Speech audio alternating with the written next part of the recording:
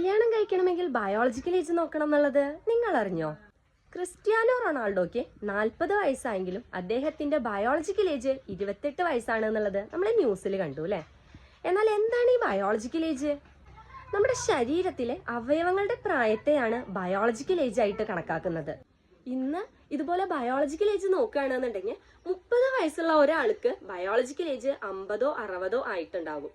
അതുകൊണ്ടാണ് 30 വയസ്സുള്ളപ്പോൾ തന്നെ 60 വയസ്സിൽ വരേണ്ട അസുഖം പലർക്കും വരാനുള്ള കാരണം. ഇനിയുള്ള കാലത്ത് ഇതുപോലുള്ള ടെസ്റ്റുകൾ അവൈലബിൾ ആയതുകൊണ്ട് നമുക്ക് കിട്ടുന്ന അഡ്വാൻറ്റേജ് എന്താന്ന് വെച്ചാൽ നമ്മുടെ ബയോളജിക്കൽ ഏജ് നമുക്ക് മെഷർ ചെയ്യാനായിട്ട് സാധിക്കും. മാത്രമല്ല, മാരേജ് പ്രപ്പോസൽസ് ഒക്കെ വരാൻ പോകുന്നത് മിക്കവാറും ഈ ബയോളജിക്കൽ ഏജിനെ മെഷർ ചെയ്തിട്ടാവാനുള്ള സാധ്യതയും കൂടുതലാണ്. കാരണം നമ്മൾ 29 വയസ്സ് എന്നൊക്കെ പറയും, പക്ഷെ കല്യാണം കഴിക്കുന്നവർക്ക് അറിയണമല്ലോ 49 ആണോ 59 ആണോ എന്നുള്ളത്. ഇനി എങ്ങനെ ഈ ബയോളജിക്കൽ ഏജ് കുറയ്ക്കാൻ പറ്റുമെന്ന് ചോദിക്കുകയാണെന്നുണ്ടെങ്കിൽ നമുക്കത് കുറയ്ക്കാനും സാധിക്കും. എങ്ങനെ ബയോളജിക്കൽ ഏജ് കുറയ്ക്കണം എന്നറിയാനും എത്രയാണ് നമ്മുടെ ബയോളജിക്കൽ ഏജ് എന്നറിയാനും താല്പര്യമുള്ളവർക്ക് കോൺടാക്ട് ചെയ്യാവുന്നതാണ്.